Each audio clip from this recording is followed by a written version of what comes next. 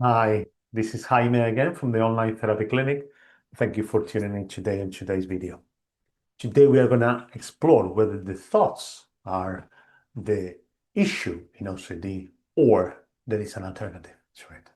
So you, as many people may sometimes have thought or wondered if you thought this, if the whole thoughts went away, if they just gone, I'll be feeling better. And you're not alone. And that is something that I come along time and time ago, time and time again with people's goals for therapy when we do ERP for OCD. I just want to get rid of these thoughts. And, you know, in a way, we spoke in previous videos, we are thinking machines. We can't get rid of thoughts, right? And then the question is always around this, what if the thoughts themselves are in the difficulty, are in the problem that is maintaining the difficulty? What if the solution is the way you interact with the thoughts? So bear in mind that we are going to have those thoughts. We have the choice to change the way we interact with them. So let's take this a bit apart. So who is in charge of thoughts? When I ask that to people, many people says, well, I'm in charge of my thoughts. I choose what I think. So I'll give you an example. So let's say you're walking down towards your house in the street and there is a bright lemon color car parked outside your house. And suddenly you think, oh, that's a strange color car parked in front of my house. Did you choose to think that? Did it just appear? And if it just appeared and it was so spontaneous and it just came to your mind, did you have control over that thought? Or is it a thought that is automatic and is influenced by what you see, what you hear, what you feel, or what you remember? And is it also influenced by your experience, by your belief, your societal beliefs, by your culture? This thought about the strange color of that car in your street is not always a conscious choice. It just shows up. And you maybe wonder, why does this matter in our city? Why that the difference between a thought choosing me having thoughts or the thoughts that are popping in makes a difference? So that's a key point. So when we are trying to control our thoughts more, the more likely is that you are going to experience the thoughts more often, or thoughts that there are similar content that you actually want. So if you think about, if you have experienced intrusive thoughts, or you are experiencing intrusive thoughts, and therefore you're watching these videos, I'm very tempted to give certainly, but I'm not going to say it, I'm going to say most likely, you have tried not to think or not to have images of things that they create distress. You're trying just not to think about it. And the chances are, is what it happens, is you just carry on thinking about it. So in the example of the yellow car, you continue walking in the street and you think, oh, that was an unusual car. Why is that car there? Why am I getting this car parked in front of my house? Who has bought the car? You might start thinking more about that car. And you're going to be thinking more. It's going to come more when you don't want it. Right?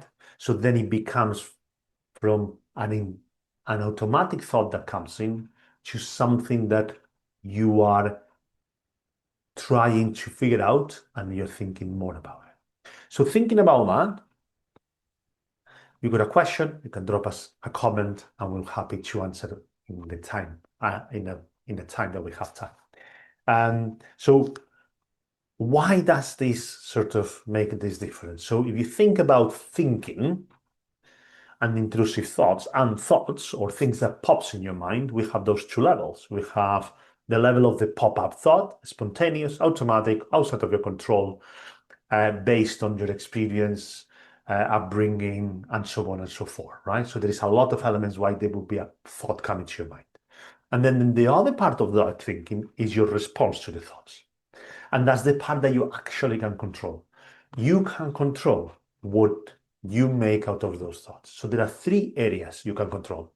You have how you interpreted the thought, so how you interpret the thought. What do you make out of that thought? What do you interpret your thought? The second part is what you make out of the thought. So, that's an unusual thought, and what it means is I'm an unusual person. And then I choose to versus social. So if I had that thought that means this about me, then what do I do about it? So I'm going to try to do this other thing. So those three elements you can control: how you interpret the thought, the meaning you give to the thought, and how you engage with the thought, how you relate, how you engage, right? Those three very important things. So take the example of the yellow car.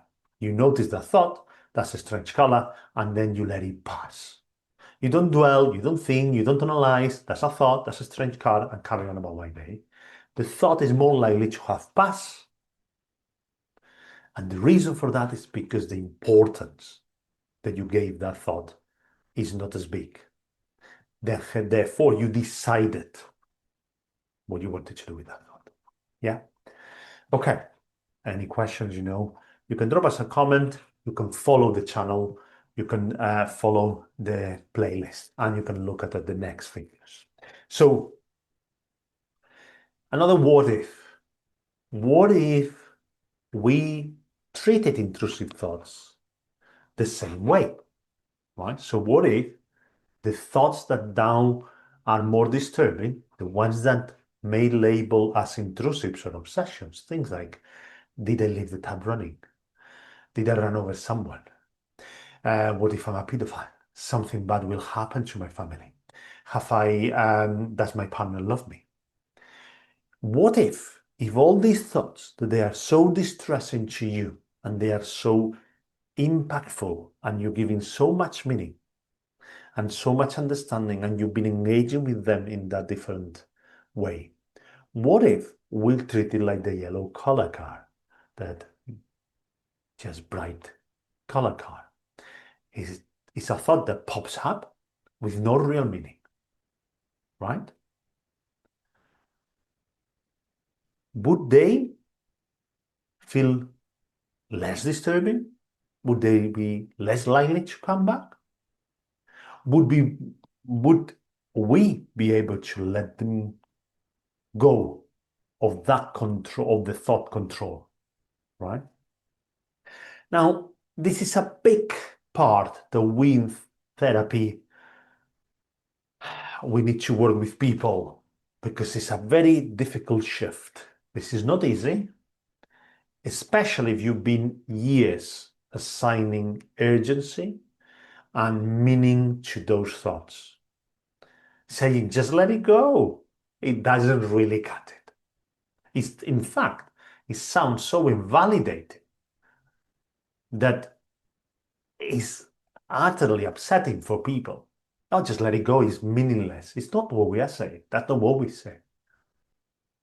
What we say is that the relation with thoughts changes. And here's what we know from research and clinical practice. The more time and energy you spend trying not to have these thoughts, the more likely they are to show up.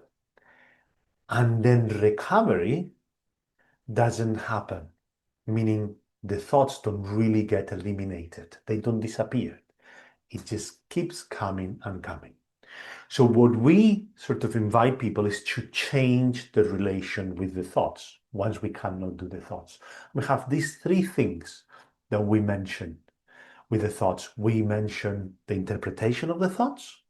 We mention the meaning of the thoughts and how we engage with the thoughts. Okay. Hopefully that was helpful and you enjoyed the video. Like us, share us, follow us, and if you've got any questions, don't hesitate to ask. Thank you very much.